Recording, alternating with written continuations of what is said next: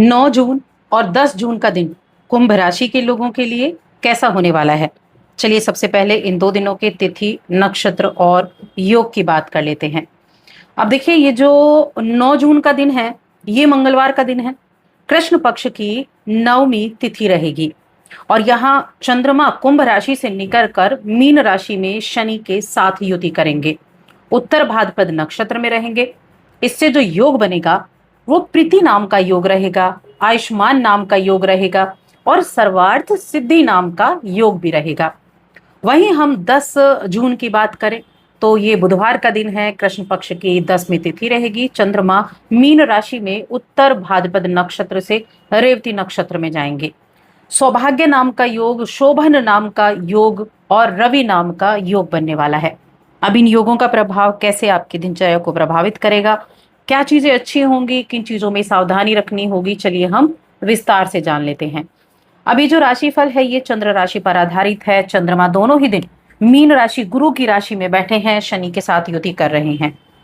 तो ये दोनों दिन की एक साथ बात करेंगे। कुंभ राशि की बात कर रही हूं मैं। अब आपकी राशि के स्वामी और आपके छठे घर के स्वामी यानी कि चंद्र और शनि दोनों द्वितीय भाव धन भाव में बैठे हैं।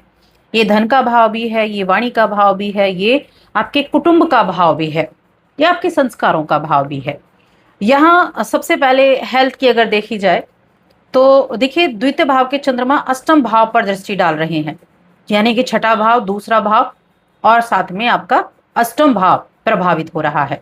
तो हेल्थ के मामले में मिला जुला दिन रहेगा। थोड़ा सा ध्यान रखना है हेल्थ का। पहले से कोई हेल्थ इश्यू चल रहे हैं तो वहां भी सावधानी आपको रखनी होगी। यानी एक होता है ना कि जब व्यक्ति थक जाता है तो उस थकान को और ज्यादा नहीं बढ़ाना है, उस थकान को मिटाने का काम करना है, अपनी एनर्जी लेवल को बढ़ाना है, थोड़ा रेस्ट करते हुए चलना है। क्योंकि जब तक आप रेस्ट नहीं करेंगे वो आपकी जो थकान है वो और ज्यादा बढ़ती चली जाएगी और हेल्थ संबंधी प्रॉब्लम हो जाएंगी। तो इसीलिए इन चीजों पर ध्यान देना है।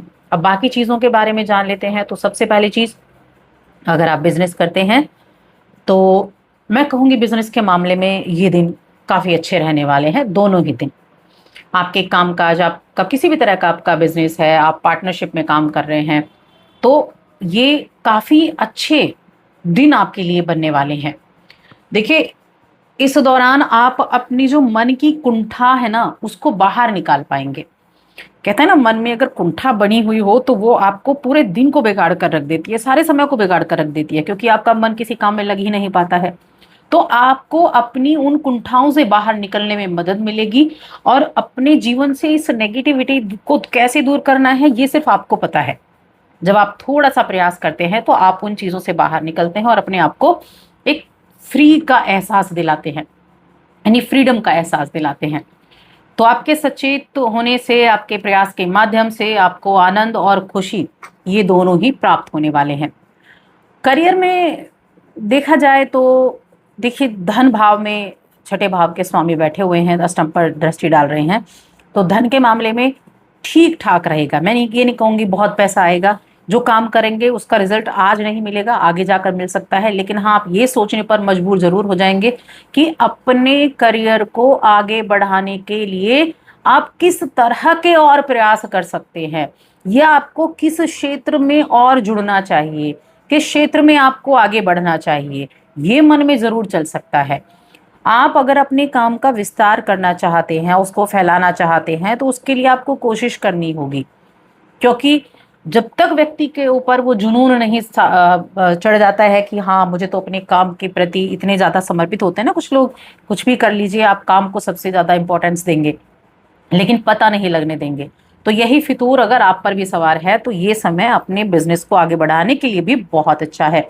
सभी विकल्पों पर विचार करके आगे बढ़ेंगे और इससे आपको लाभ ही प्राप्त होने वाला है।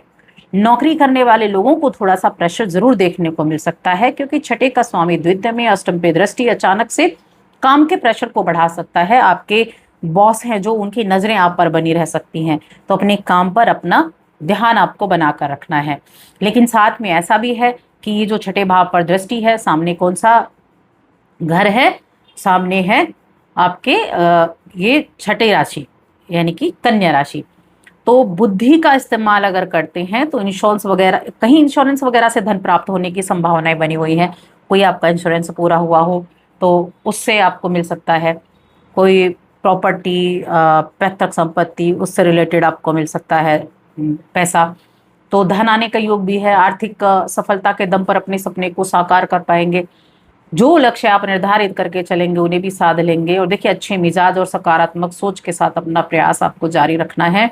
इस सफलता से प्रेरणा लेकर आप समझदारी भरा निवेश करेंगे और अपने आर्थिक लक्ष्य को हासिल कर पाने में पूरी लगन और पूरी मेहनत से काम करने वाले हैं। तो कुल मिलाकर देखा जाए तो ये समय कई मायनों में अच्छा रहने वाला है। कई तरह का उपहार भी आपको मिल सकता है कुछ, या फिर आप उपहारों का लेन देन भी कर सकते हैं।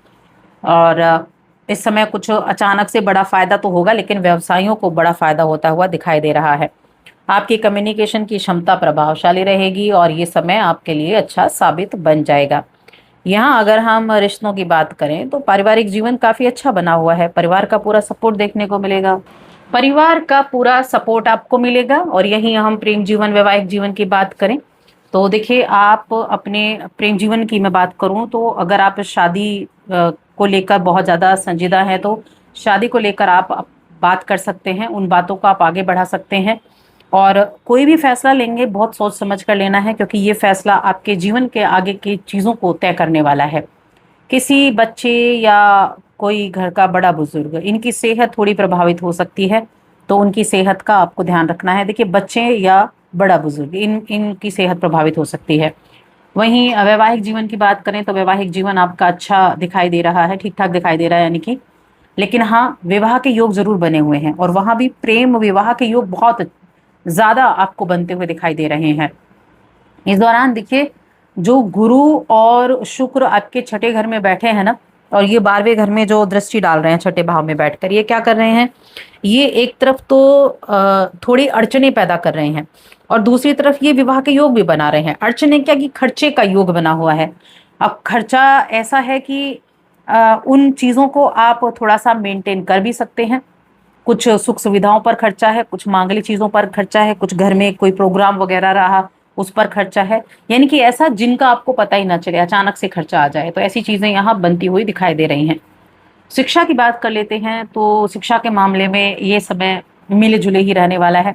गुरु ज्ञान देने वाले, शुक्र, ये दोनों ही छठे भाव में बैठे हैं, कंपटीशन के भाव में। लेकिन पंचम के स्वामी जो कि बुध देव हैं, बुध देव की स्थिति जो है वो अपने ही भाव में है, तो शिक्षा के मामले में फिर भी ठीक ठाक समय रहेगा। उपाय क्या कर सकते हैं?